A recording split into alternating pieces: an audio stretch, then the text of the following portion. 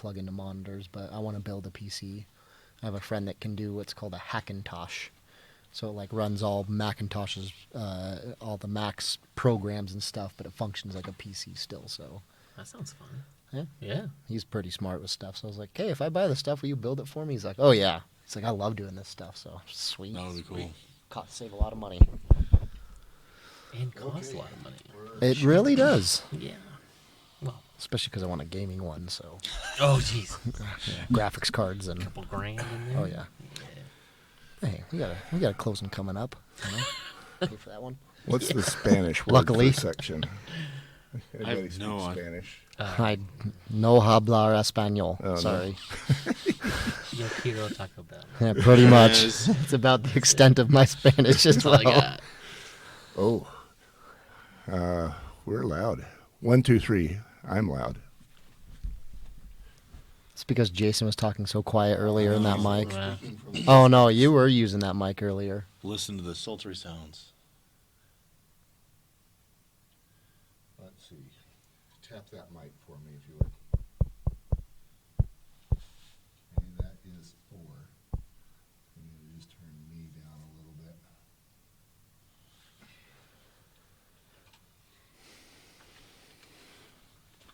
Is that gonna reach?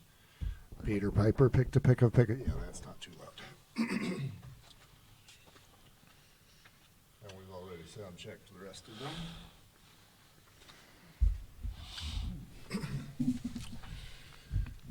Okay, Jason, section 3. Yes. What is section 3 all Settlement about? and closing possession. Settlement and closing.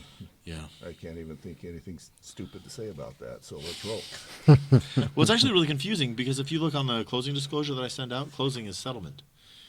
And in real estate, settlement, and closing, settlement. And so it gets confusing. So the difference between settlement and closing in the real estate world, per the contract, Adam, help us. Yeah. Again, so settlement means this is when all monies take place and change hands and the transaction in a sense is done. But closing means we go to record, basically. It's actually recorded. So you actually now have possession according to county, city records.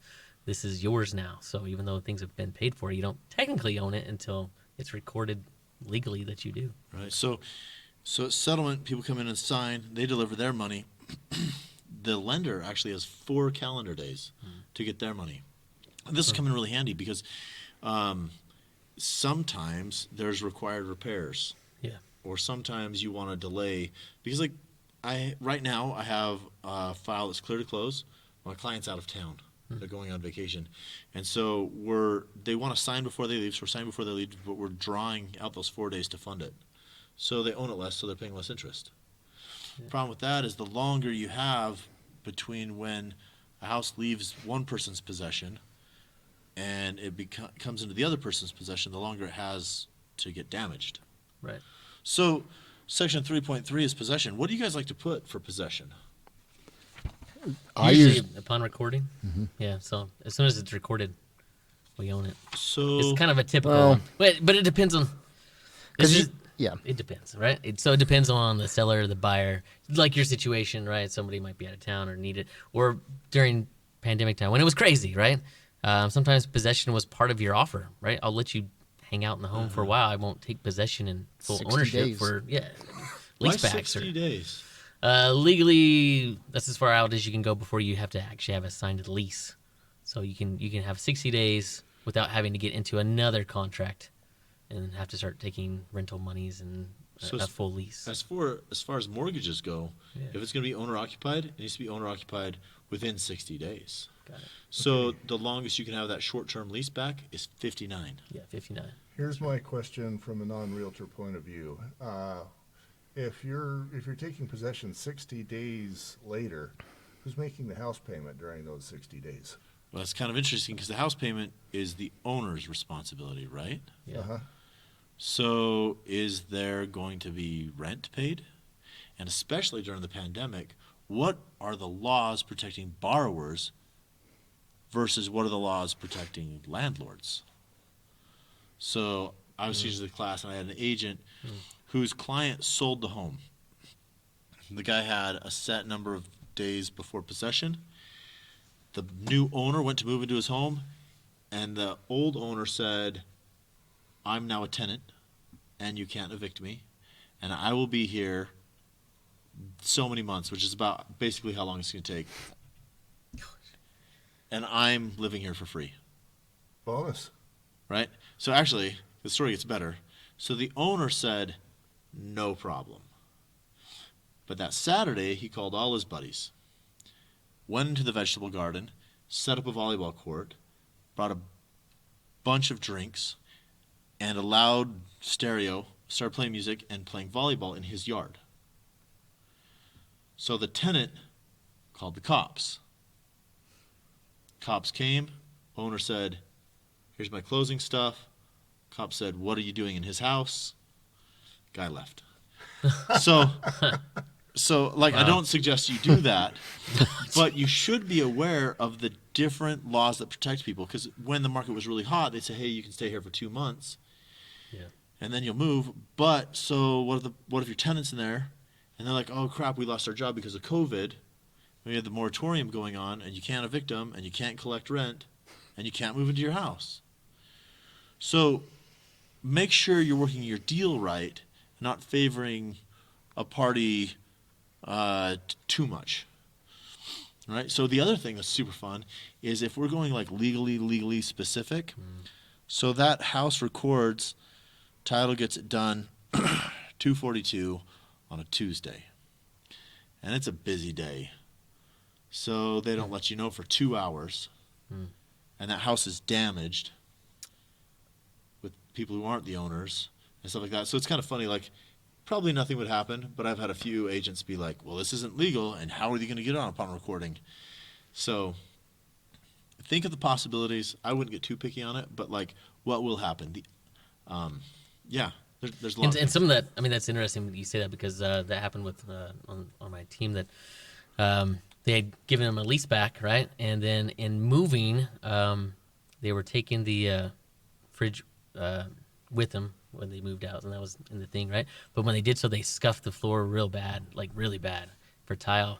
So they had them repair that, but that was discussed beforehand, so it was expectation, and that had been kind of negotiated and written in for any kind of repairs or damages or things. And so fortunately that was there and that was thought about beforehand. But you're right, because if that wasn't there, they could have just be empty house. You walk in and now there's 6 things of tile cracked and damaged. And To jump out of order. I was going to say, there's a section in this contract that says that the seller has to deliver the property in the same condition in which it was when the buyer offered on the property. Acceptance. Yeah. Exactly. Upon Yeah. acceptance. Yeah. Yeah. So the walkthrough should happen no sooner than 7 days before closing, right? But that does make an interesting situation. So But watch yeah, that. if the sellers are moving out and they damage something legally, they should have to. Take care of They it. should be required to repair that or make remedies, give the buyer some money, whatever. Something. But that's tricky now because we're already closed and money has been exchanged. So now you just have to trust that the seller will send them some money or get Yeah. it done. Cool. Does that mean we're done with that section? Yeah. All right. We'll be back. I need to stand up and stretch this leg, man. Holy cow. This is just that boy. That's got to be Gar's. There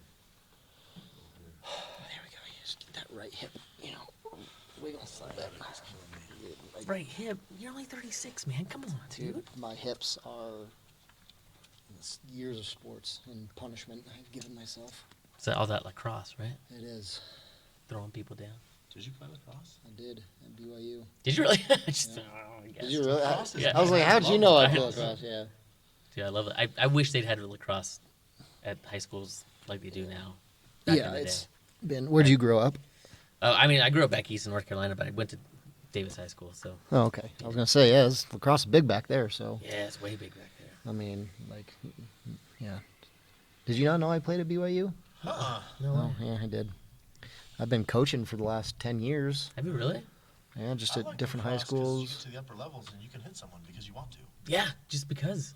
You just kind of plow They've into changed the rules a little bit to protect players a little bit more, which is probably good because, man, I remember when I started in 7th grade, I had played Plow you football, and man, let's just say kids did not know how to protect themselves in lacrosse, and like literally they put me in the middle. I was the crease defender. They said if anybody dodges to the cage, you go hit them, and that was literally my job. Does it? And I would just kill kids. I remember one game, this kid was running up the sideline, just straight up and down, and I come flying at like a 45-degree angle, just like a linebacker would hitting a running back out of bounds. But this kid did not lower his shoulder. He did not protect himself, and I just destroyed this kid. And like, He was out for the game. yeah, because he just didn't they don't teach them how to protect Yeah. themselves Yeah. in lacrosse, Well, and like especially they football start teaches young, you and that. You can't hit them. You can't hit them. Now you can hit them a little bit. Now you can hit them harder. But when I you started, can really hit 'em. I mean, they let you tee Yeah. off on kids. So, man, it was, Concussions so left fun. and right. yeah. You guys want to take a potty break, or are you ready to go? I'm okay for one more section at least, maybe two more. So I can feel it let's coming take on, though. this one here. That's all that water. Yeah. Well, that's why I'm not drinking too much. Yeah. I mean, not to like brag, but I was a, 3-time All-American. Won the national Go ahead, champion. brag. Won the national championship twice while we were. Did you while really? I was there. Did. Dude, that's We won in Wow. 07, then I went on my mission, redshirted in 2010, and then we won in 2011. that's dope. It was fun. Do you have a wicked cool ring? I have one cool ring. The one from 07 is terrible. Oh. Okay. Yeah, but the one ring. We don't is talk cool. about that one. No, we don't. It's like ruin My it. my high school state football championship rings are way better than that one. Oh wow. Pretty you need bad. to walk around with him one time and just flex every now and then. I've got enough for 5 on my fingers. Okay, Tom Brady. Jeez, I know, right? dude. No, 4. Sorry. You don't want one on your thumb anyway. No, usually. we got two state and 2 national championships. But Section 4. Section 4. Tell This me is what, fun. what we've So got you want here. some prorations. Who's paying Boring. money? Where? Oh, come on, so excited. when this first came out, I was working with an agent, brand new agent in 4.3. She checked seller, and we got all the way to closing, and it was pretty no. exciting. I love it. Yeah, Oh no, that is good. Yeah. Yeah. 4.2. Yeah. 4.3. 4.3. 4.3 seller. Yeah. So it's good. It's good. It's good Yeah. for my buyer, Yeah. and so we get to close It's it. great for your buyer. And the Super good. title company, I say this is good, and they say no, it's not good because the buyer needs to pay the transfer fees because here's the CC&Rs. Please review it. And I said, please review the new contract. Yeah. And then I Yep. called my agent and said, did you have any idea what you're doing? And she's like, no, what? And I was like, Just "I got said, that money for. thousands of dollars. Was it one of those 0.5% of the purchase price HOAs It's too? $2,000. Jeez, So yeah. anyway, okay. So the thing is when a property changes ownership, there may be money due for other things. Yeah. Okay. So like 4.1 is gonna say like rent. So this is set up, and there's short-term and long-term rent, and like you can accept contracts up to a certain point. If it's long-term, it should be disclosed right up front. But until seller disclosures, they can accept short-term rental agreements, which is really fun because of all the. Anyway, so 4.1 says this is who's going to get the money when, right, for rents and stuff. 4.2 covers special assessments, and special assessments are they're a deadly silent killer. Because a lot of times you know what's coming. Now, a special assessment I would watch for most in an HOA. Yes. They're the ones going to do it, but municipalities can do it as well. So a city can say, we're installing sewer. By this year, you have to get it. This is the cost. So if a seller was like, dude, I don't want to get the sewer. I'm selling. It doesn't have to be installed for 3 years. I'm out. Boom. Contracts get written. Special assessments are paid by the seller. That seller is living 4 states away, and now they get the $13,000 install your sewer bill. So there's a phrase in here that is really cool. It usually happens at the end, and it says, shall survive closing. And it's in here. So you find out what money is due where and when it was assessed, not when it's due. The other thing that's super, super important, in your HOAs, review the minutes. Because there could be an assessment that's coming that's not assessed. And this is from the assessment date. Not they talked about it and thought it was a good idea, or the date the money's due. This is when it's assessed. I could totally see that scenario. So let's say that an HOA, Saratoga Springs is doing this. They are deciding that they want to build a rec center. And as a result, prices are going to go way up as far as taxes are concerned. Yep.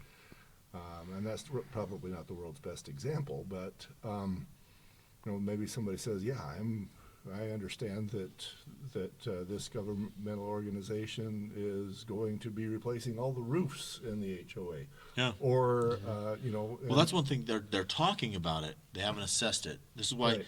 in the seller's disclosures, not the property condition report, but in the seller's disclosures, you get the minutes. And that's when they Right. talk about, oh, Debbie thinks we should do this and we don't, but the vote's this and it's almost going to pass and you can see it's coming.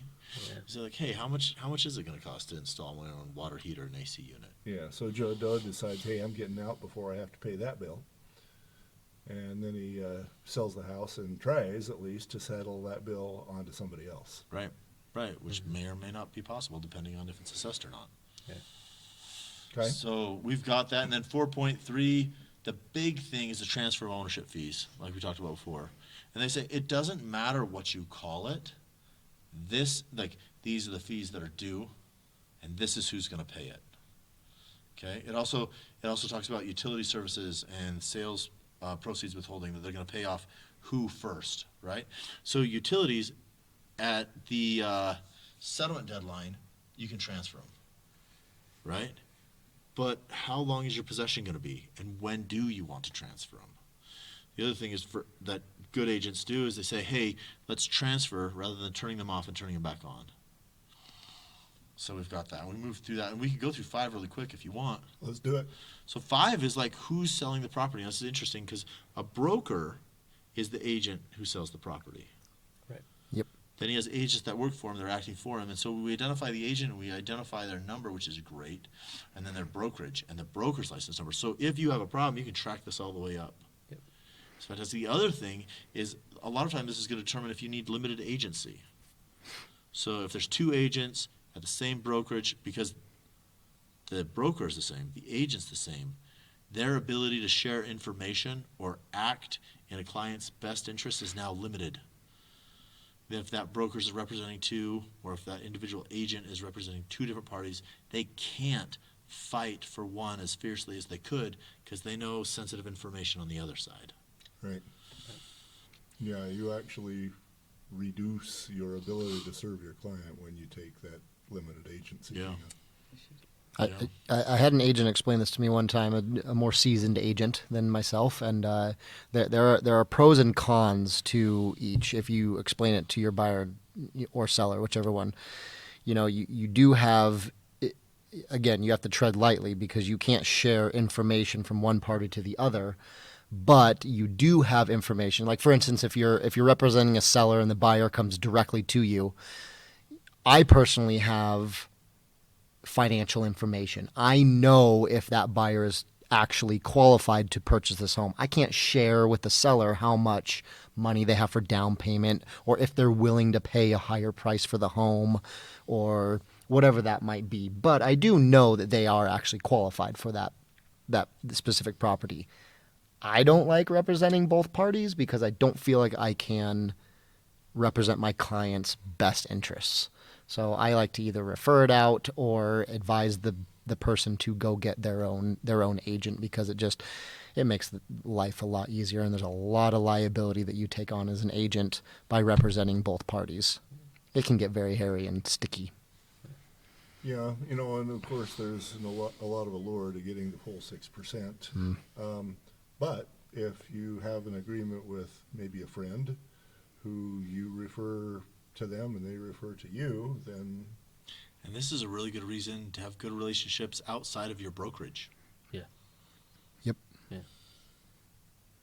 Yeah, because you could always refer it to another agent and then have him pay you a referral fee, so you could still make a little bit extra. Say, hey, I need you to represent this buyer. Take care of them, okay? But for referring them to you, I'm going to reduce your commission and I'm going to take a little bit more. I don't know any agent that would decline that deal. I wouldn't. I wouldn't. I'll take it. Yeah. There's agency. That sounds like some solutions rather than just say, yeah, I'd really like to have that 6%. Yeah. Well, and then really, as realtors, the biggest obligation is to the client.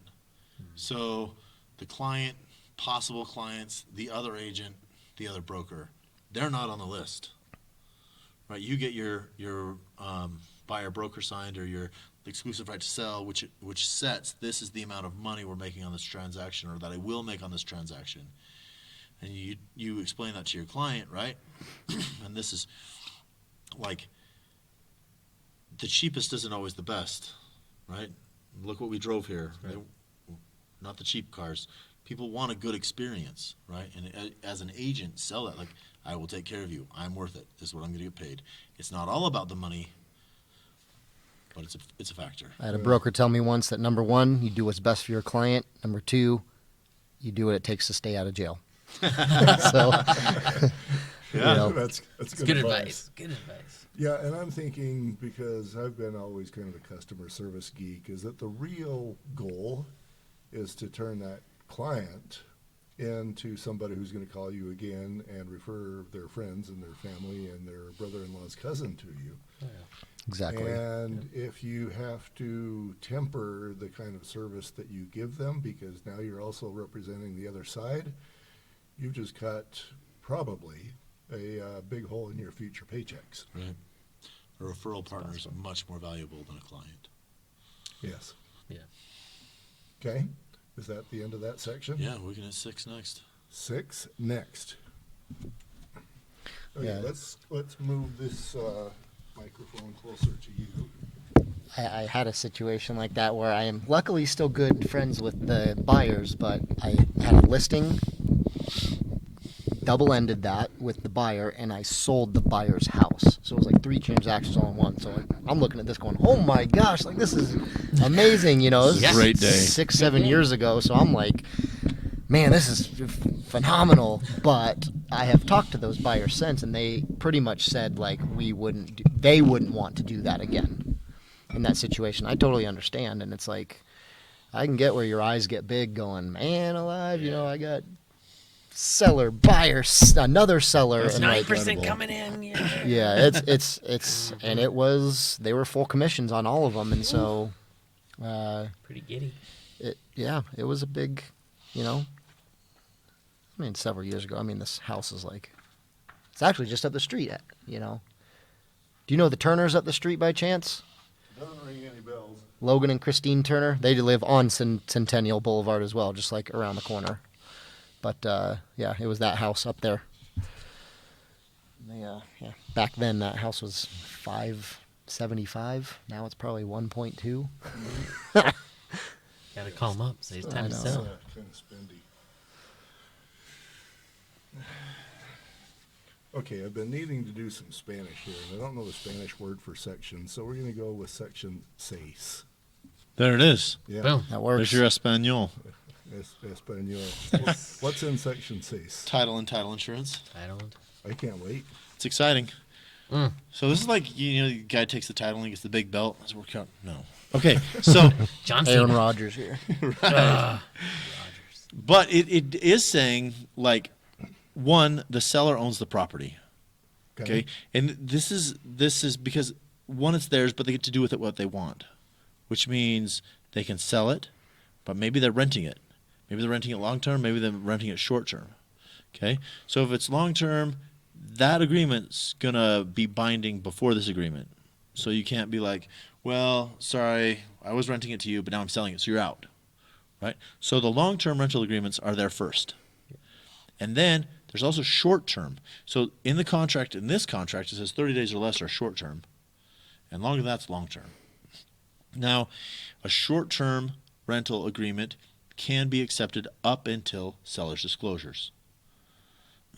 So, if I verbo, the way it started out was like you could rent different rooms of your house, not like a whole house. It was like, you know, kind of like a hostel idea.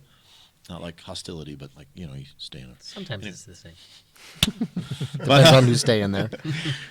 So, Adam can offer to buy my house. Mm-hmm. And in section 4, I say who gets the money when. And then just before seller's disclosures, I can say, yes, in 6 months, you can come stay in my master bedroom now, soon to be his master bedroom. And I can take the money for it because I agreed to all the money from short-term rental bookings, right? So he gets the house, and then there was agreement that was executed before the purchase contract was executed, and now he has to let someone stay in the master bedroom, and I get the money. So all of these agreements exist, and they need to be honored, and then it goes into title insurance. Okay. So, and this kills me because it actually took me years and years and years to learn the difference. So what's the difference between an owner's policy and a lender's policy, and when do you need them? I have no idea. Lender's policy protects the lender. Yes, So if somebody yes. defaults on their Yeah. loan, Right. it protects the lender. Perfect. Title protects the new owner coming in, the buyer. So if like uncle comes in and says, "No, this was my house. You can't take this possession," that protects the buyer who bought that property, so that someone else can't come in and take their property from them. So if you're getting a loan, the lender's going to say, hey, you need lender's insurance. Just like if you buy a brand new car and get a loan on it, you need the full coverage auto insurance, right?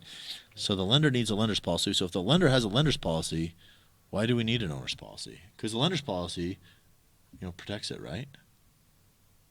Well, the title policy is protecting title for the buyer. So nobody can come in and say, "Hey, that's actually my property." You can say, "No, I bought this," and then the title company will actually go and fight that legal battle right. to tell you, go away.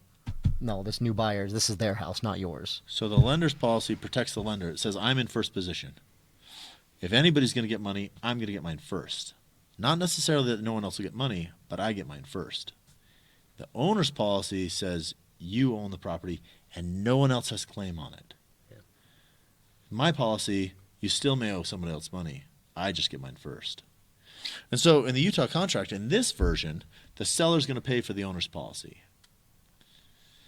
You can change it if you want, or you can cancel the owner's policy. It's a choice. I don't necessarily recommend it, but you can do it.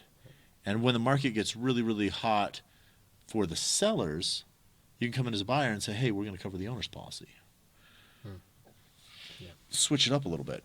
This also covers, I skipped. Nope, sorry, wrong screen. So title, who owns it, who's getting money for when, and who's insured. Okay. Should we roll on to the next page? Seller's disclosures. This is one of the most poorly performed sections of the whole purchase Sure contract. is. Yeah. And can make the contract voidable Yeah. if you miss something. Like if you don't deliver minutes or you Yes. don't deliver HOA docs. Yes. Those have to be delivered before the seller's disclosures deadline, and it is the seller's agent's responsibility to deliver those documents. You can't just send a website link and say, "Hey, here's all the docs on here." You need to go on there, and every HOA is required to make their documents publicly accessible. So you should be able to go on and just access the documents yourself. And I like to do this if a home is in an HOA before we even have a contract. Just put them in a file, and then you have all of them. Send them away. I think Jason's Super ready easy. to kiss you right above. I have never had an agent come anywhere close to that. Well, thank you. It's yes, the website where the HOA docs are is not delivery of the docs. Right. Nope. And sometimes there's a fee to get those docs. And it's the seller's responsibility because they need to know those minutes. They need to know the property condition disclosure is usually what I see come over, right? And they're like, oh yeah, there's seller And that's it. disclosures. There you go. And now there's 16 pages. The property condition report, which is great Yeah. because it's super clear. This happened. This happened. This happened. And that's a whole thing and a stigmatized property and what questions you ask and that's a whole different subject. But this is going to tell you like if there's lead-based paint and why that's important and we can go to that. But yeah, and FERPTA. FERPTA. Yeah, the what is it? Foreign investment and real estate property tax. So there's no like sales tax in Utah for real estate, but if this is a foreign person, they may elect to withhold portions of the sale of real estate to make sure that those person's taxes are paid. Now, if the seller is a foreign person, husband and wife decide they want to buy a house. Wife isn't a citizen because she got a green card because she married the dude, right? And she's hot. So that worked. That worked for both parties. She gets a green card. He gets a hot wife. They're living in an apartment or a home. He buys it. She can't be on the loan. She's not a U.S. citizen. But he loves her. So he puts her on title. Now we have a foreign person who is a seller. Who is the seller? You need to know. If there are withholdings for taxes that need to be paid for that person and they are not paid by the seller, they're now the responsibility of the buyer. And these can be like 15% of the purchase price. So they're disclosing, yes, someone owns this who's not a U.S. citizen. And that's seller's disclosures. And this is the first thing, this is the first voidable part of the contract. So yeah, they say, we got you everything, and here's the website to download the, CCRs. yeah. I know of contracts that have been canceled later in the contract because a Yes. seller, buyers wanted out, they passed due diligence, financing and appraisal, and they said, oh, well, you didn't get us the minutes for the HOA, so we're done. Yep. And they can legally cancel that contract. Yep.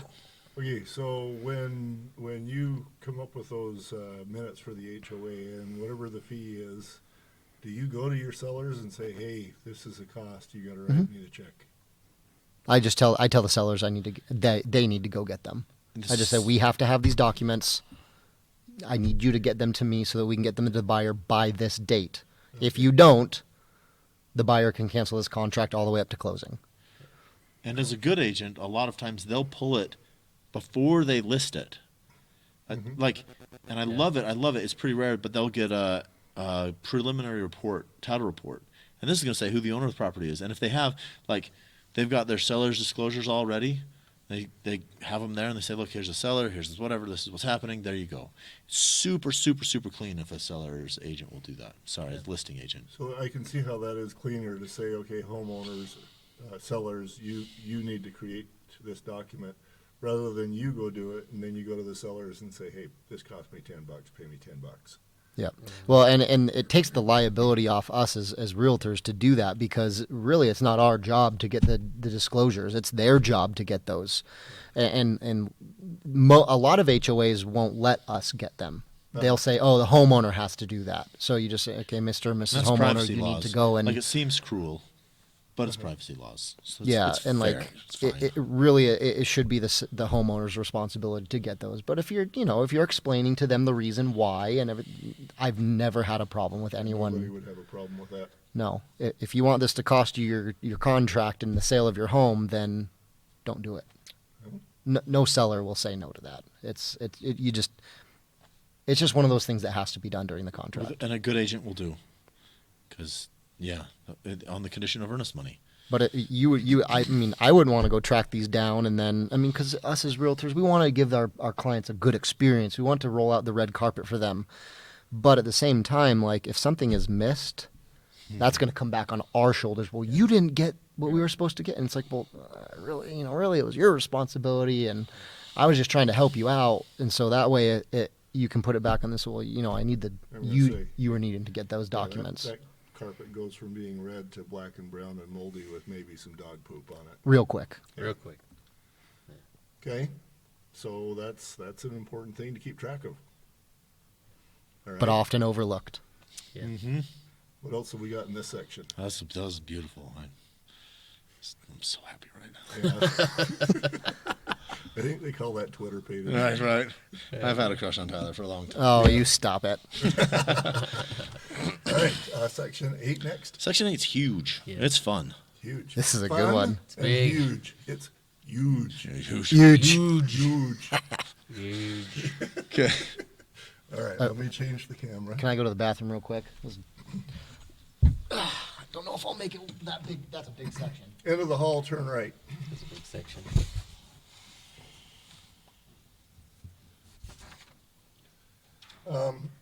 So an hour, according to the state, is 54 minutes.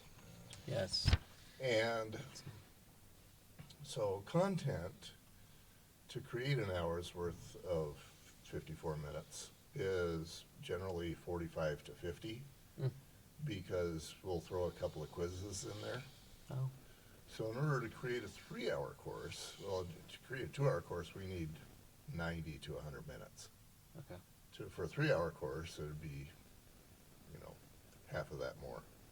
90, 135 to 150 minutes. Oof. Okay. So if we might might end up doing 3 hours because though we've picked up the pace, I think we've probably got, at least half an hour, probably 40 minutes of content. And I haven't been keeping track. We started at 7. And what time is it now? Almost 9. It's getting close. Yeah, and we're nowhere near. We have had larger breaks between, but we started at 7, and it's 9. 120 minutes, and we're, a third of the way through? We will increase in speed after Section 8. Yeah, Okay. it's slow. The other ones go pretty quick. Yeah, Section 8's. So- There's a lot of teeth. I can fudge a lot of minutes using more or less quizzes. Cool. This hasn't seemed like 2 hours of fun. I know. Time flies when you're having fun. Like a barrel of monkeys. We've definitely developed our own cadence, and I like it. Good. This is my favorite section of the contract. He's all giddy. He's like, yeah. 8.3 is my very favorite part. I'm so excited. Section 8. I go back to MASH, and Klinger was always working on Section 8. You guys are way too young to remember that. Cleaner, wear a dress, eat Jeep parts and motor oil. You crazy? Section 8 exemption, get sent home. Yeah? Okay, let's get sent home. Yeah. Rock and roll. Okay, so the first thing, this is your voidable section. This is where it hits. And if you're ever going to go out of contract as a buyer, you want to go out for a reason in this section before the deadline, okay? So first thing we're going to hit is due diligence. This is where you look at the neighborhood, you look at the home, you get a home inspection. Everything that's not tied to anything else per se. But your buyer can cancel for whatever reason they feel like. Like hopefully they like the area before they made an offer on a home in the area. But this is when they can go and review the seller's disclosures and see what they think. They can go talk to your neighbors. You can go to your ward. Don't true. like the pews. I'm canceling the contract. Yeah, it doesn't matter. Due diligence. You guys can jump in any time. So if they want to cancel for due diligence and they cancel before the deadline, they get all of their earnest money back. And here's where it comes. This is a big deal. If you are representing the seller, if you're the listing agent, you want to make sure that your earnest money is in the amount that will satisfy any damages that could happen for failure of the contract, and you want to make sure that the dates work. The one thing, we're jumping out of order a little bit, but a day ends at 5 p.m. unless you change it. But I would leave it at 5 p.m. because the reason is if you're using a bank or a credit union as your loan officer, That's when the day ends. the day ends at 5. Yeah. Clock out.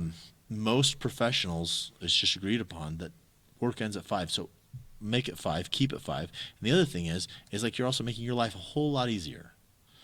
So your client wants to cancel and you've changed your deadlines to midnight and they call it 11:50.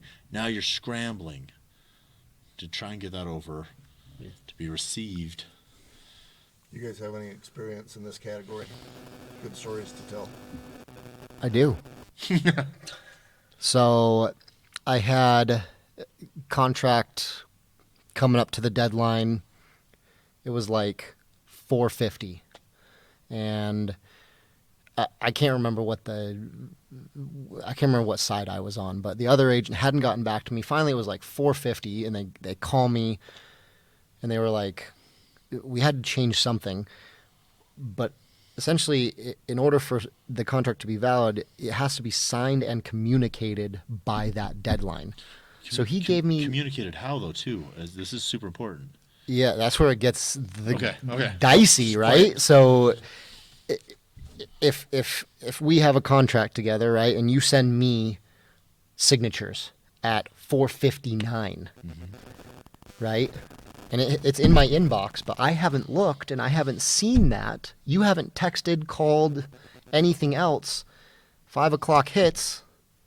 That contract is no longer, we're past our deadline. If you were to have called me and said, hey, Tyler, 4:59. You're leaving me a voicemail. You text me. It's 4:59.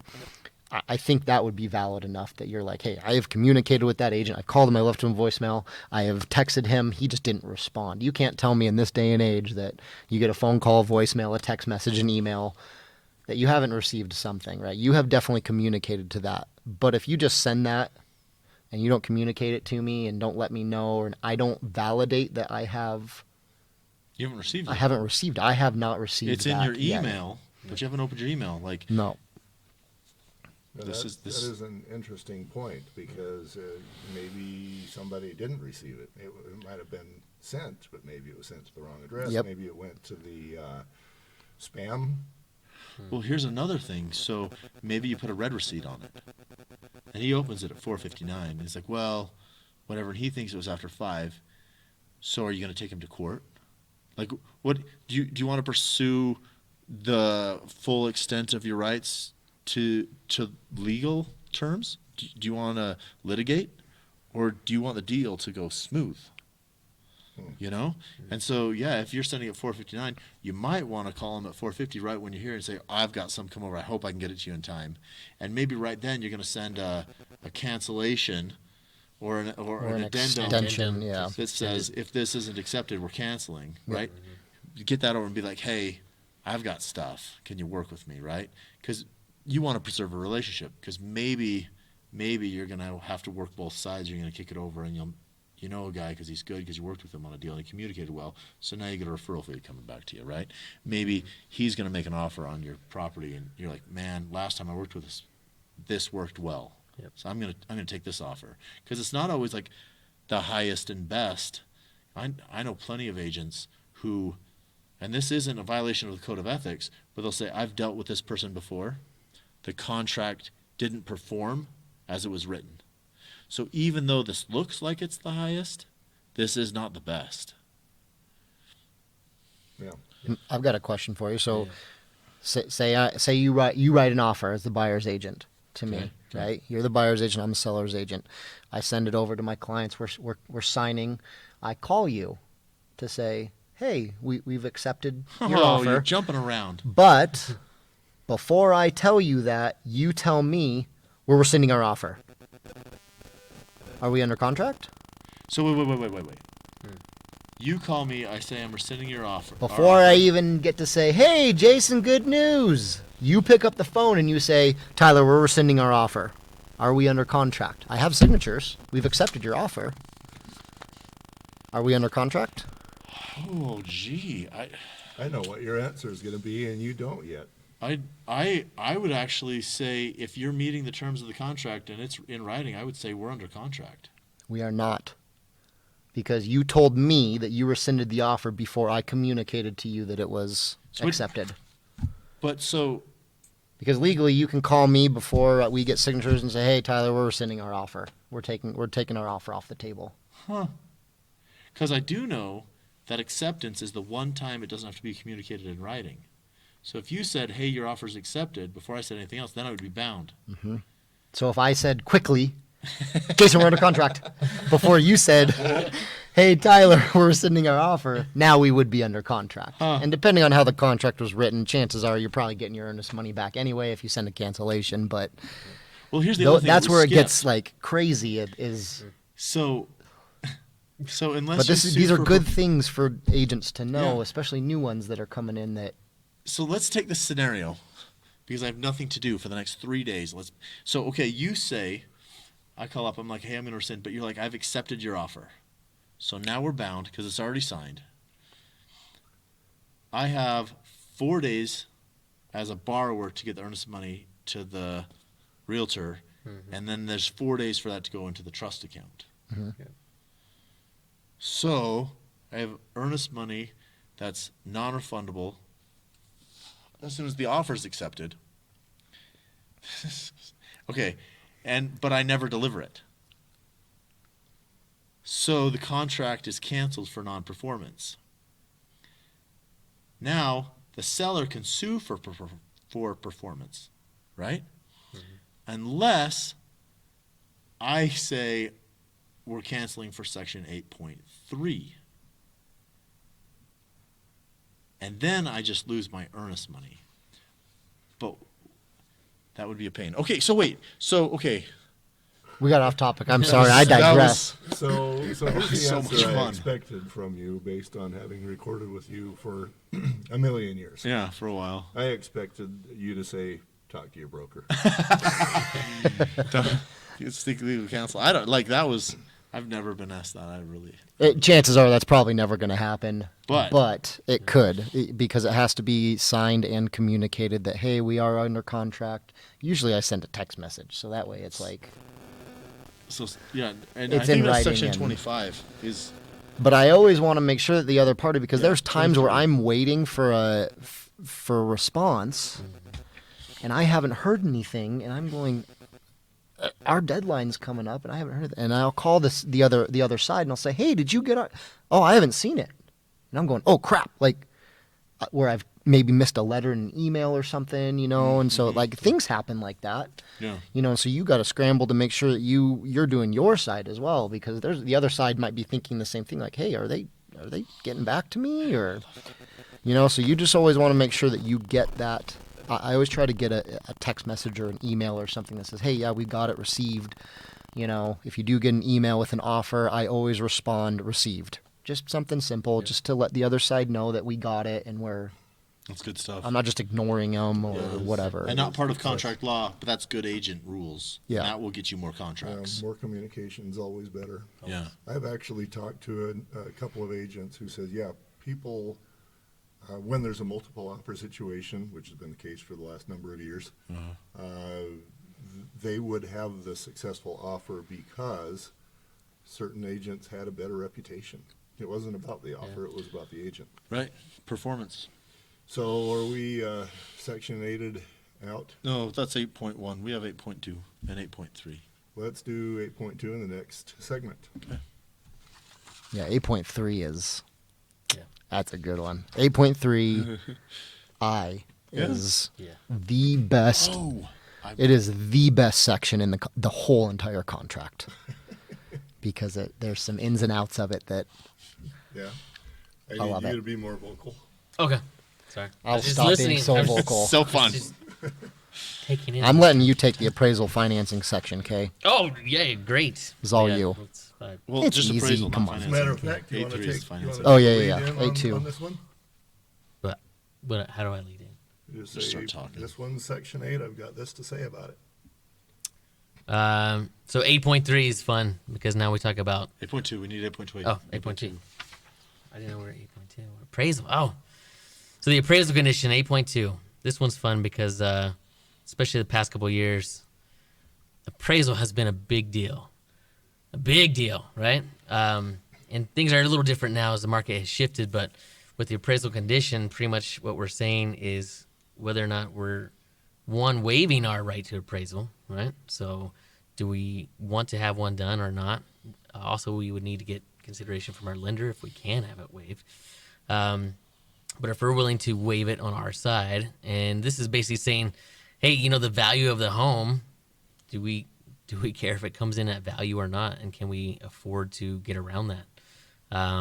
This was a huge thing, of course, as we know in the market for the past couple of years. Especially like back in January, my clients that I had, we lost several homes due to the fact that if you didn't have cash over appraisal, right, things weren't happening. So this is where we find out the value of the home according to the appraisal, according to the bank of how much the home is worth, and whether or not we can cancel a contract because of it, or if we're going to bypass it altogether. This is a really interesting section for. It's interesting because you said that perfectly for value. Yeah. So if I get appraisal back and there's the value's there, but there's required repairs, Yeah. we're not canceling for the appraisal. We're canceling for financing. Right. So this is just on value. Yeah.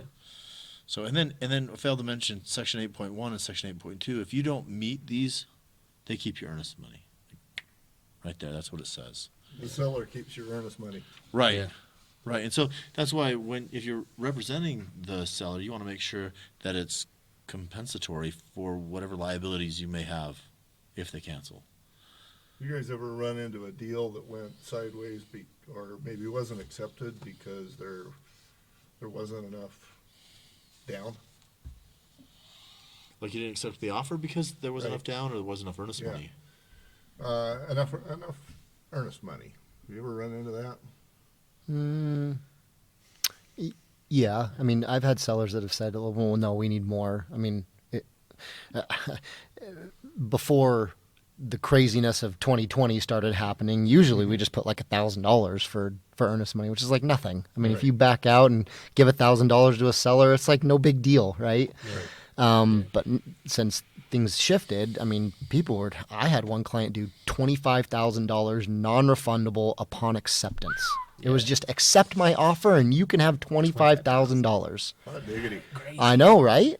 But they were willing to risk that so that they could get a house. Now, luckily, everything went through, and everything was good. But I mean, that's what people were having to do in order to just get into a house. And, but things have again now shifted, more balancing out now into a more balanced market, which is, I think, very good for everybody. Yeah. Did I take us off stream? Is this all? Well, no, that's the one of the biggest points of section 8 is earnest money and what's happening and So I think earnest money is one of the most overlooked and biggest problems in contracts, because like the buyer backs out and the sellers are like, well, now we're screwed. Like, well, that's your fault. Like, this contract's written to protect the buyer heavily.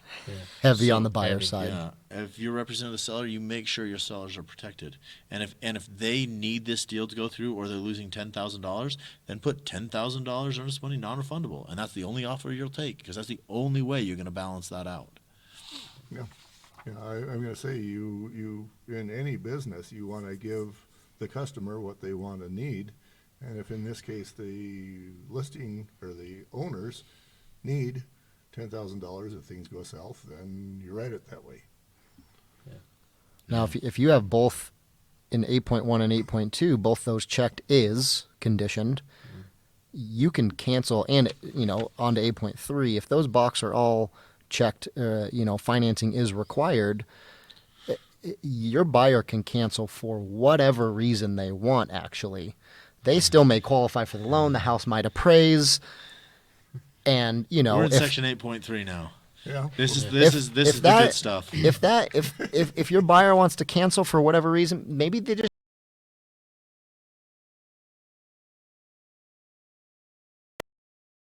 Me? sure. Okay, so they got pre-approved. Let's say they got pre-approved, and before they locked, rates went down, and he got a raise at his job, and so they're more qualified. So the situation for them improved. They can still cancel for financing. Yep. That's bullcrap. If they don't like the terms of the loan, The buyer, don't you need the lender to deny it? nope. No. If the financing is required and if you have checked is on all of these sections, So section 8.3, and this like Yeah. blew everyone away when it came out. So it says financing required. And it says right here. Oh, hold on. If buyer, so this is 8.3bi. If buyer, in buyer's sole discretion, is not satisfied with the terms and conditions of the loan, buyer may, after due diligence deadline referred in blah, blah, blah, cancel the repc by providing written notice to the seller. They don't need anything from the lender. There's no way you can prove, well, you qualified once. They can just say, we decided the financing doesn't work. Nope. So the financing condition is really due diligence in my book. agreed. Yeah. So this is why this is my very favorite section of this contract Go, right go. here is because if you go a little bit further where you were reading and it says written notice of the specified deadline referenced in section 12C, whereupon you can release a certain amount of money to the seller if you back out After what deadline? after the due diligence deadline, but prior to the financing and appraisal deadline. So usually it's about a week difference, right? But what I like writing in here for my buyer is that my buyer is qualified. They're not going to back out for a financing reason. But you still have the protection of the appraisal. So a lot of people don't understand that in this portion of the contract is we are taking away the financing. It's pretty much saying like, yeah, we've got cash, we're good. But if the appraisal comes in bad, I can cancel according to the appraisal and still get get my all the earnest and money get back. All all of my it. earnest money, even though I have said I will give you some after the due diligence deadline. I still qualify for the loan if the appraisal comes in good. So here's my question. Again, my evil mind. Let's say we're selling the home for 400,000. The appraisal comes in for 405. Who gets to decide if that's a bad appraisal? Hold on. The appraisal, section 8.2 says if the value comes in good, Define good. if the At contract Yeah, value. contract Okay. price. So if we're under contract at 400,000 and the appraisal comes in at 400,000, that's a good appraisal or lower. I mean, or higher. I mean, so you're saying that if the appraisal comes in at 405, yeah, so we're good. So it's not up to the buyer or the seller to say, I deem that as good or I deem that as bad. It's the number that you put in the contract. Yeah, so if you have a contract value of 400 and the home appraises at 405, we're good. We can't cancel because of the appraisal because it has appraised and we can get our loan. If the appraisal comes in lower at 395, Right. now we can cancel and get all of our earnest money back. But if we Jason, cancel and the appraisal's good and we I can qualify for see. the loan, if we're getting into the weeds That's what I do best. and you have an appraisal that has an abnormal amount of adjustments on it, and that gets to the underwriter says this appraisal's crap, give me better comps, and that appraisal comes back at less than value, you better hope that happens before the appraisal financing deadline. Yeah. Because that's the only way your appraisal would be bad and have the value. You have any experience in this? Adam? I have not run into that yet. Okay. That happens very, very rarely. When the stiffer appraisal regulations came out, it happened every once in a while, but I haven't had that happen for a while when appraiser. Yeah. Fortunately. Okay. well, that's a great section to get your buyer's offers accepted. Yeah. Okay, so the Yeah. additional earnest money, which is listed in section 2, which is not one of the ones where you can change, right? I can change the loan amount and the cash at settlement, but I can't change the additional earnest money or the original earnest money, right? Or seller financing. So yeah, throwing that number in there and knowing that's going hard after the due diligence deadline is great, and knowing that you still get out of it for the appraisal is great because it can add some good value to getting your offer accepted, which when this came out in 2017, I was like, you always put 0 in there, you put NA, you scratch it out. Why in the world would you put additional earnest money? And then 2020 happened and I was like, additional earnest money. That's right. Always put it in there. Yeah. So, but here's the thing. If your client cancels a contract ever, you figure out why it was canceled because of financing. Yeah. The reason why is if you go past your deadline, in section 8.3, it says of the buyer's right to cancel. Sorry, 8.3b triple I. So it says, buyer agrees that all the buyer's earnest money deposit or deposits, if applicable, shall be released to the seller without the requirement of further written authorization from the buyer.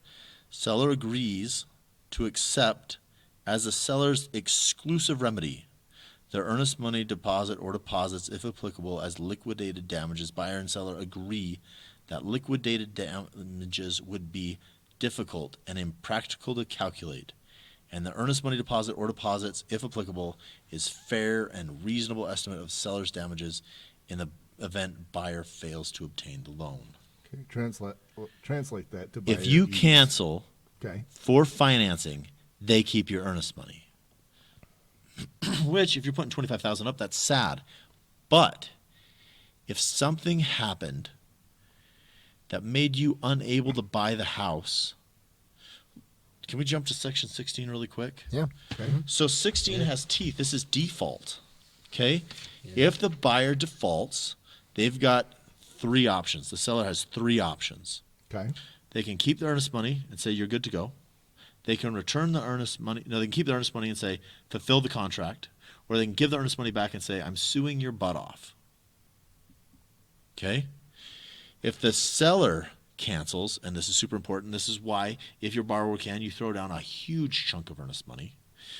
Because if the seller defaults, they say, I'm giving your earnest money back. Like, you're no longer bound by the contract. You can have your earnest money back. And here's an amount equal to it. Or the buyer can say, no, we're leaving the earnest money in play, and we're suing you for performance. You have to sell us a house. Or, yeah, give us earnest money back, and we're suing your butt off. And, Yeah. And So, if your buyer cancels, it's for financing. It's in their discretion. And it's protecting you from further litigation from the seller saying, no, buy the house you said you would, or we've actually lost a ton of money because you inconvenienced us and we've already moved to North Carolina and it's costed us. There's ways to sue for damages for non-performance. but if they say it was for financing, then they're golden. Yeah. Yeah. It says exclusive. This will be the only thing, right? Okay. So there's section 8 and 16. So, okay. That would mean we've got 10 and 15 coming up. 9. Okay. Yeah, right? We'll be back. You guys need to stretch or anything? I'm ready to rock. Yeah, let's go. Okay. good. All right. Section 9. Okay. Addenda. Addenda. Not to be confused with the addendums. So addendums isn't a word, but addenda is, and I get it confused all the time. But anyway, so this says, hey, we're writing this, and we've got some terms and conditions. So maybe Tyler's representing me, and we're brothers. He's going to disclose it. Now, this is super important, and it gets blown over a lot, like because most agents don't care that a agent is representing family, but the lender cares because we're going to look at that loan with a lot more scrutiny because blood's thicker than water, and if there's fraud going to be involved, it's typically with family. Just like identity theft, it's typically your family that steals it, right? But if something's going to go sideways, it's because your brother is hooking you up. Like, we need to get this moved, and this is why, and I'm going to lie, cheat, and steal to make it happen. Okay? So, anyway, 9 says there's addenda. Now, the FHA VA loan addendum has a mandatory language in it, which is very important to understand. The mandatory language says that if this home doesn't appraise for the purchase price, everything else gets thrown out. This borrower gets their earnest money back. Yep. Period. Doesn't matter if it's construction departments and they overbuilt and it was $50,000 and the builder's now underwater because the buyer can't buy it, they get their money back. So, in a market which we could be coming up on, where people are building on the edge of values, builders get really hesitant to sign an FHA VA addendum. Okay. So there's ways around this. One, know what it means and know the implications of it. But 2, if I know my buyer is going FHA or VA, and I check there is a FHA VA loan addendum that's being submitted with this offer, and the seller doesn't sign it, even though they signed the first 6 pages, I don't have a fully executed contract. Because in my contract it says this contract is longer. Okay? So the lender's going to need it. They're going to want to see it. They're going to want to see it executed, or you don't have a complete contract. 2 ways to get around this if you're worried about value and your borrower client can afford it. You can submit the FHA VA addendum as addendum 1 and say, hey, here's the mandatory language. If the value doesn't come in, we get all our earnest money back. And here's addendum 2 saying we're striking out paragraph 2 of the FHA VA loan addendum. The earnest money goes hard as the contract reads. Okay, FHA and VA both allow it. They both say you're stupid, but they allow it. The other thing you can do is you can submit the complete contract. You need to send an email. If this is where ethics come into play, right? If you know this is going FHA VA, you send over the contract, you send over an email saying there will be an FHA VA loan addendum required. We will wait until it appraises and then have you sign it, so you don't need to worry about losing it, right? Sometimes agents or brokers get really pissed off about it because this is misrepresentation. But it's not, because you've notified them in writing. The other thing is how many times have you guys had an offer go over and then your lender says, oh, by the way, we're doing FHA? And then you throw over the addendum, right? Yeah. So you always want to present it as best you can. If you know you're related, if it's FHA, if there's lead-based paint or something, you know it's coming, you're going to put it here. This doesn't mean that there can't be other addenda, but this does mean if those addenda aren't signed with the original contract, you don't have an accepted offer. Okay, 10 will be quick. did we I beat that promise. Yeah, and yeah, one? Okay, so here's my thought. yeah.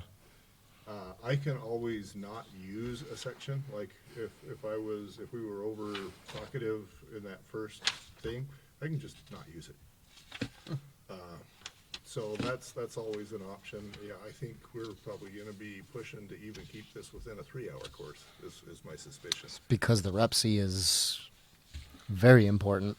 And, yeah, and Lengthy. I don't mind having this be, whatever length it needs to be. Okay. So, yeah, I was gonna mention that, A lot of these you can They get quick. just Yeah, some of these get real small. 10 super quick. 11. yeah. All Let's right. Kinda. I mean, Okay, there's some so stuff. what do I gotta do to get you to talk more? The 20s. Oh, I just comment more? I don't know. I'll throw in. Yeah, I'll talk Do to you you. got section 10? be more bulldozery. Okay. Deal. Okay, section 10, what do we got cooking? Home warranties. Home warranties, experience. You won't. When I bought my first house, man, we used our home warranty twice, and it's a damn good thing we did because it was $60 and we had major things repaired. One was an AC unit. And, Whoa. yeah, man. Yeah. It was for $60. I'll take that. Yeah. And my wife was pregnant, or my ex-wife now, but she was pregnant at the time, and she was not having it. It was middle of July. Ugh. It was hot as hell. I mean, like, oh my gosh. So, home warranty, man, you absolutely want that warranty. I mean, That's great. I'll always recommend that to my clients. Well, Always. Says the home is in as is condition too, right? Like, Yeah. if it's a new home, sometimes there's some builder certs or warranties that come with it, but a home warranty can always help. And I always recommend getting a home inspection, Right. Oh, even on new construction, because you don't know. Like, maybe the guys were drunk when they were doing the electrical. Yeah. I've seen some crazy things on new construction. But it says someone's going to pay for a home warranty up to this price. Yes. Not that it will be done, but they'll pay for it up to a point, Yeah. right? Yes. As the home inspector, I've seen a number of agents who will have that home warranty be their gift. And that does a couple of things for them. It of course makes them the hero. It also kind of protects them from liability. So when the new homeowner has a problem and they call the realtor and they say, well, I have X problem, you can now say, well, that's why I bought you the home warranty. And that's why I recommended the home inspector. So you're not over there at midnight trying to fix the cold water in the shower. yeah. Oh, jeez. So, and the rest of the section says the home is as it was presented, right? Yeah. Upon acceptance. So this also gets kind of interesting because if, like, you have the baby grand to push up against the wall, and then the sellers move out, and we're going to jump into 11 really quick, and a week before you close, you walk through, everything looks good, and then they move the piano and there's a giant hole in the wall. Was it concealment? Whose responsibility is that, right? So section 10 says that is in as is condition, and the buyers have looked it through, right? And then 11, they've looked it through again, and as long as it's presented as it was, that's good. I mean, I've seen houses where they move the furniture and it's not painted behind it, So yeah, it's your responsibility. Like, if this is as is, buyers check it out. Sellers make sure it's still good, and you're not changing stuff. So, and then once again, you have up until the date of acceptance to make changes. Yeah. Yeah. I've seen hardwood floors, for example, where there was an overwatered plant. They overwatered it routinely, and then beneath the man, plant, you that's had all work. this mold. Oh, that's perfect. Yeah. That's great. So we can hit 12 as well, Yeah. right? So there's section 12 says you're not going to mess with it, right? You're not going to mess with the property. You're not going to mess with encumbrances. Okay? Okay. So Yeah. the way the property is the way it's going to be. Leave it as is. Physically, financially, and tenant. That's it, right? Yeah. Unless the buyer agrees to it. Right, right. Yeah. In writing. Yes, in writing. And that's something Well- I've heard you stress on a number of occasions in previous recordings, is that if it didn't occur in writing, it didn't happen. So this is super interesting. Is a text in writing? Will that hold up in court? That's in writing. Yeah. Do you want it to? No. Do you want some guys, like the MLS is in writing, Yep. but make it part of the contract? Yeah. So, hey, is it okay if I rent out the master bedroom for 6 months? I'm going to take the money. Right? Like, anyway. It's a good so text. Section 13 goes into like who's signing it. Can they sign it? Yeah. I had a property once where the people living in it didn't own it. It was owned by a Ponzi scheme that their son, and he deeded it to someone else, and took 3 months before it completely burned down and figured out the federal government was seizing the Ponzi. Like, so Jeez. Section 13 says that That's a story for another time. Oh I my can't wait to hear that one. that was awesome. It's when I was new. Like now, you give me the title report. I'm like, hey, your seller's on the sellers instead. We're moving on. Figure it out, or anyway. But we can save this. So, 13 sellers can sign, right? The sellers are the sellers. 14, and this is super interesting. This is the complete contract, right? This is everything that's being presented. And please be honest. Have you dealt with repairs and lenders before? Yes, We can be kind of a pain. I'm so sorry. a little bit. I've had agents we've got addendum 1, 2, 3. Yeah. Oh, there's required repairs. We're going to go to A, B, C, D for repairs, and then give our lender addendum 4, 5, 6. Oh, dear. Jeez. So everything that's agreed upon is here, and this is also where you delve into. I have people complain that a bill of sale is not being part of the complete contract, or that you're verging on dual contract or things like that. But like this is everything. This is all that's happening. This is the complete transaction of the property. Should we keep burning through mediation? New segment. Go for mediation. Mediation shall or at the option of the parties. Yeah. Adam, what do you do? Always, honestly, so we've always just made the option of the parties. I'll let them decide. Why? These are legal things. So I'm not a lawyer, right? Again, I can give you some ideas, but I can't legally advise you on how to approach these. Does mediation have any legal holding? Yeah. Actually, Right. doesn't. No. Mediation? No. is You what I sit said. down with a guy and he says, this is what you should do. If you go to court, this is probably what happens. So we have mediation, we have arbitration, we have litigation. That's true. Litigation is you go in front of the judge and says, this is what will happen, and you pay a bunch of people lots of money. Well, you could represent yourself, Yeah. like Goodwill Hunting. But like this will happen. And so it's interesting because people have some pretty strong opinions of this, but make sure you understand what it says, because shall means shall. And you still pay a mediator, typically hundreds of dollars an hour. Yeah. And maybe you're going to seek representation or not. Yeah. But you're going to waste a day chatting, and it may come to a point where you just want to litigate their butt off. Yeah. So, Yeah, it's probably worth differentiating. Having been through one failed marriage and having dealt with a mediator, that person tries to come to an agreement, to get the two parties to come to an agreement. Mm-hmm. If it works, great. You saved yourself a bunch of lawyer and judge money. But Yeah. which is great, which may happen in Section 16, which we've covered already, but the silver lining, Section 17, which means if you win and you have reasonable fees, the loser pays. Yep. yeah, that's unpleasant. Yeah. Lawyers are not cheap. No, No. no. And which section are we doing after we take this break? 18, 18. scooted. So close. All right. See, we went real quick there. We just went. What did we break? We got through what? 6 sections there? 7 How sections? many sections have we got 25. Well, not 25 Well, not left. We're 25 going to left. 25. 2, 3, But we'll 4. continue to move fairly quickly. left? Okay. There's a few nuances, Yeah. and this is one of them. Really, the most important is 24 Yeah. and 25 The dates. dates. Okay, Jason, I'm feeling Spanish. 18. Whoa, dude. Can we have that in English? That would be 17 plus 1. Okay, okay. So notices. Now, this is super important. Everything besides Section 23 has to good. be conveyed in writing before it can exist. So, just like Tyler said, if you send an email, did they receive it? So, as we'll hit in the further section, the day ends at 5, right? But everything has to be in writing. So, in writing, signed by the buyer or seller, giving notice, and received by the buyer or seller or the respective agent, right? no later than the applicable date reference in the repc, which the day ends at 5. Okay? So 19 kind of breaks things, and we can talk about the highest and best use of land. But as it sits, and talk to your broker if you want to change this, Section 19 says you're not assigning it. If you decide you want to assign a Rep C, you might be in violation of ethics, because obviously you're not advising your client to the highest and best use. But if it's going to be assignable, you need to put in on the first line as your buyer that this is assignable. Okay, and then you need an addendum telling the details of the assignment. Section 19 says don't. If you want to assign it, seek competent advice. Ooh, there it is. Talk to your broker. So,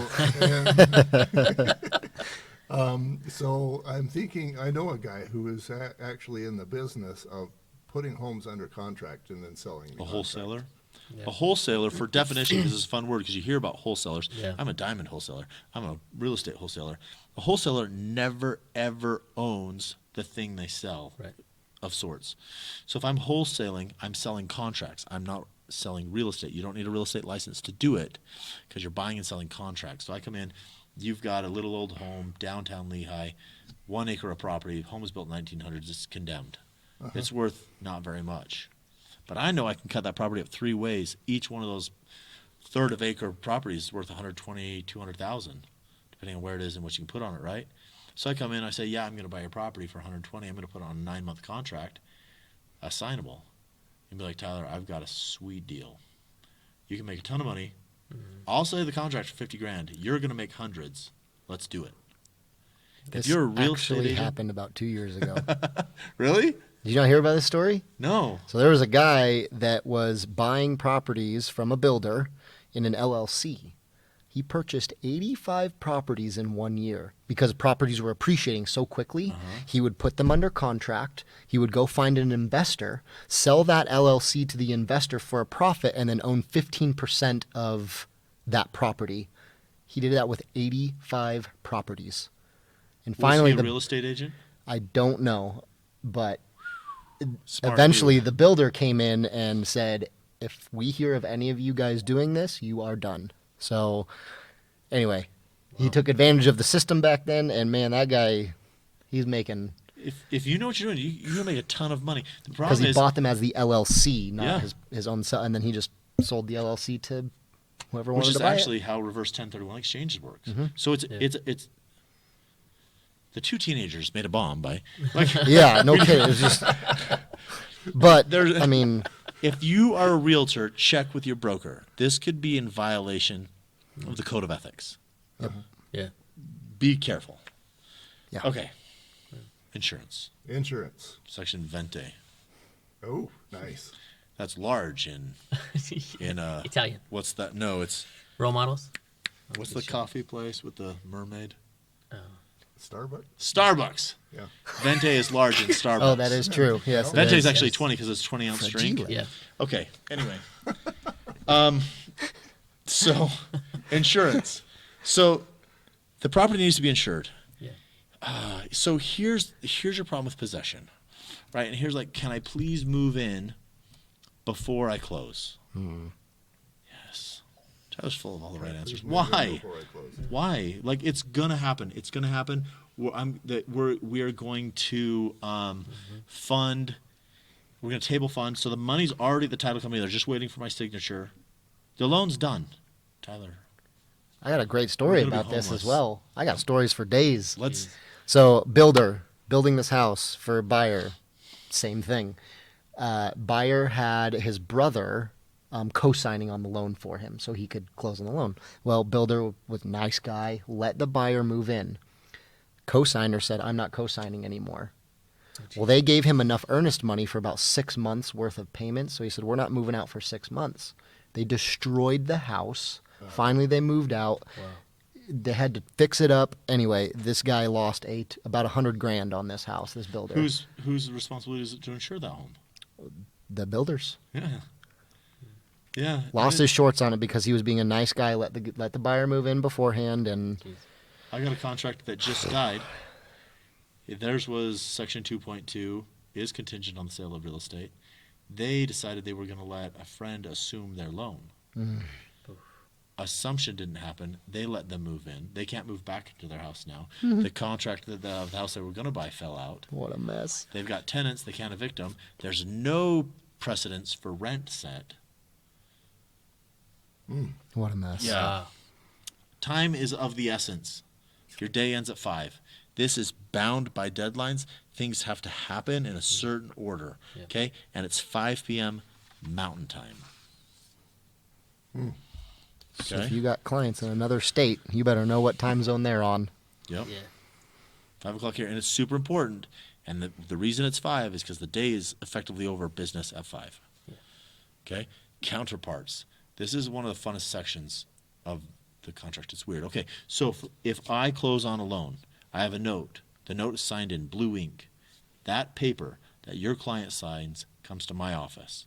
When I sell that loan, that paper signed in blue ink goes to the investor. If that investor sells it, that note with the blue ink goes to a different investor. Wow. Real estate contracts are totally different. So you start it on the MLS and do you use DigiSign, DocuSign? What do you do? What do we have now? SkySlope. DigiSign. That's what we have now. So DigiSign, so you generate a copy of the contract, and then you send it to your clients for signatures using DigiSign. Mm-hmm. How do you get it to the listing agent?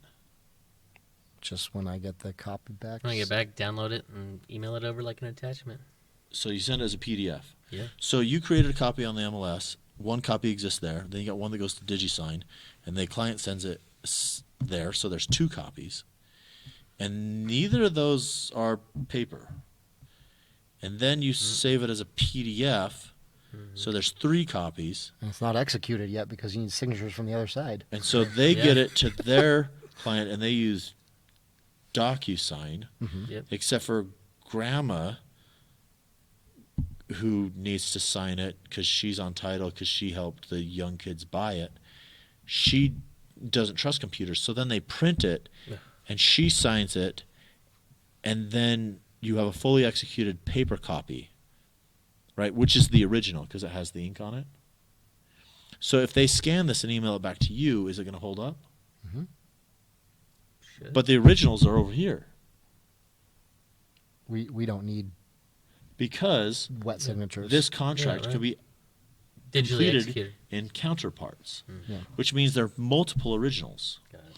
And the most fully executed contract, the most recent, is the original version. As a lender, would you count? I just had this happen where something got screwed up with the digital signature, but they checkmarked and signed it, but then I was like, oh, you missed the initial. So he sent it back with just the initial. So I have one copy that's the checkmark and the signature, and another one that's the initial. So We got it all done eventually. I said, no, please just get it all done and all in one. But could that hold up if we had? because this document is governed as counterparts, yes. So, for instance, we've got some guy living in Arkansas, and he'll only wet sign it, and this guy will only digital sign it. And so we send half of it over there for wet signatures and half of this over there for digital signatures. If I've got all my signatures between multiple documents, that's executable. Okay. That is counterparts. Yeah. Your underwriter may not like it. They may not fund on it. But They're you have a looking at binding 5 contract, different- Yeah. 3 different copies, you've got all the signatures, and they all match, yes. The other thing you've got to watch is like this is a legal document. You do not strike any part of it out at any time. Wait, you mean I can't just go and cross something off and? I'm going to sign this contract. 19, out. If you're talking about can this be executed as a contract, maybe, right? Because the original was presented as it was, and if like you're talking lawyers and they'll like strike through and say this is done, we're like, okay, fine. But especially because it's executable as counterparts, how do you know when that correction was made and who agreed to it? So if you want to change a part of the purchase contract, be careful that you're not writing contract. This is what an addendum is for. Yeah. So we're changing this part. So, and then as we talked about in section 18, everything in this contract must be in writing in possession of both parties besides 23, which is acceptance. You're okay. can be done verbally. So just like he said on the phone, if they reply, now this is tricky because if they haven't signed it and they say it's accepted, it's not. So Section 23 says if they've signed it and they've agreed, it doesn't have to be communicated in writing. It can be communicated verbally. Like if I call you up and say, hey, I've got signatures, we're under contract. We're under contract Yep. at that moment. And so if there's non-refundable earnest money, at that moment it's non-refundable, even if it hasn't been delivered. Yeah. At that point, it would need to be, you'd sue for performance, okay? So then we've got deadlines. This is your voidable chunks that we talked about in Section 8. The dates for this, I always go to your client and the lender. I got a contract a few years ago when I was new, and the clients knew me and they knew an agent, and I got the deal, and I had like a week for seller disclosures, a week for due diligence, 2 weeks for financing and appraisal, and like 2 weeks and 3 days for settlement. I called the agent and said, whoa, I thought we had This lots is of time. impossible. And the agent said, oh, I just wanted to push you. I was like, what in the heck? And if I was who am now, I would have said, this isn't my earnest money and this is my house. And if I don't close this loan because I'm an idiot, I'm going home and sleeping in my bed at night and all my money's staying in my bank account. But you're not getting commission, and you cost your clients and my clients thousands of dollars. So always find out. Like there was a time when USDA approval was taking months. So it doesn't matter. It doesn't matter when your clients need to be out of their house or when you need your commission check. Check for performance. Yeah. And then offer an acceptance. This is your one other twist, like if your client's less than 18 years old. So I send over an offer, and I say, you have to respond by 5 o'clock on Wednesday, because it's Thursday. So Tyler responds today, hey, we accept, with no other addendum. Contractually, he's bound. Contractually, I'm not. I said, you have this day to reply. He says, I reply, I'll do everything you said, but now I'm no longer under contract. So you can accept. But I always communicate and be like, hey, we want to accept. We're past the deadline. We're going to accept with an addendum that's changing the acceptance deadline till after we accept. Yeah. Then all parties are bound again. So Okay. there was a lot of conversation. And we didn't even talk about a lot of the addenda or like the earnest money at title. But we covered the contract. You know what? We could always do another hour, another day. It's not part of this course. Just Yeah. have it be addenda associated Addenda. with the Rep Yeah. C. Playing contract law. Yeah. It gets It's tricky. You know, there's a lot of things I like Sketchy. to pretend that I am, but lawyer's not one of them. Yeah, we had that. Had a basically verbal that we were gonna pay so much over the appraisal. But anyways, they sent us back the signed addendum and everything else and all the stuff that didn't have it in there. And so they brought it up. They brought it up a week before closing that, hey, we're gonna send you over an addendum that increases the purchase price that you had verbally agreed to. But they had already signed everything.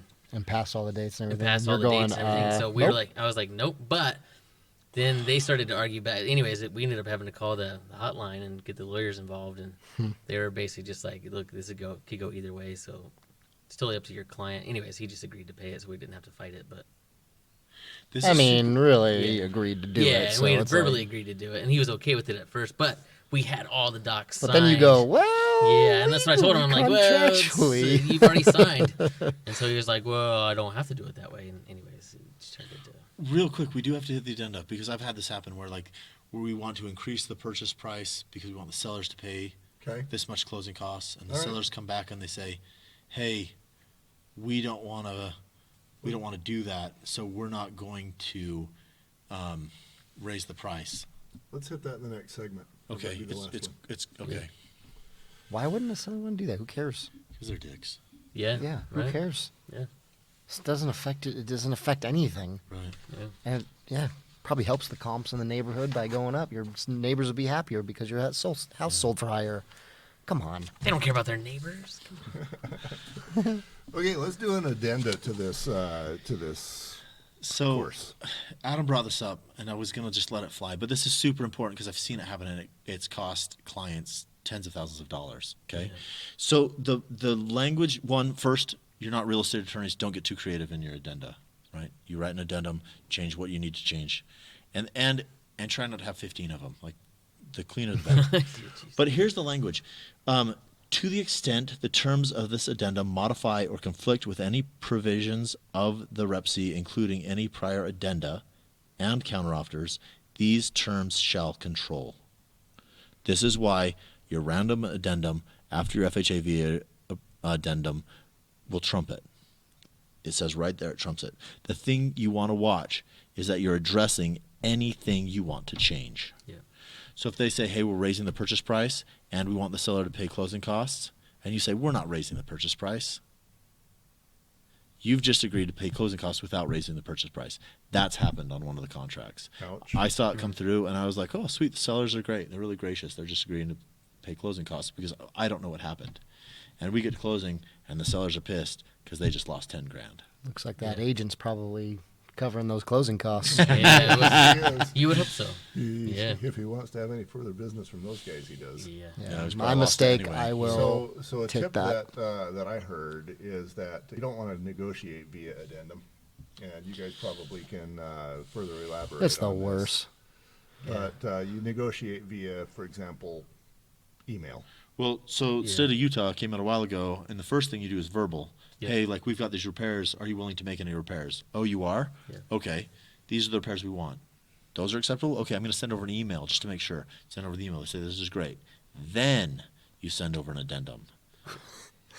I literally just had that. I sent an email, but we didn't like actually sign anything, and the seller just repaired everything. I was like, well, so I guess they accept it. I mean, like we didn't even do an addendum, or like she's like, do you want money, or do you want a credit for closing costs, or do you just want the seller? We're like, oh no, the buyer would like the seller just to take care of them, so they don't have to worry about it. And they just. In like 2 days, all the repairs were done. And I was like, well, I guess I don't have to do an addendum for that. Yeah, that Cause could cause some drama because as the home inspector, I often tell people if the homeowner was motivated to do it and do it right, he would have done it. And so, if you don't necessarily want to have him do it by default because he might hire cousin Ernie. I advise Or that too. Do it himself. Yeah. But my Yeah, buyers well, want. I say some people like the buyers doing it or them doing it themselves, so they know it's done right. Some people don't want to deal with it and want the sellers to do it. What would you like to do? And Yeah. I put it back on the client because I don't want to have to. I prefer getting the credit, Yeah. and I'll take care of the repairs myself. Do it Do yourself. it how, when, and by whom you choose. Exactly. And make sure what you put in the contract is what you want to have happen. A lot of times I see agents say, I want this teeth, so I want a licensed professional to do it. And then the seller does it.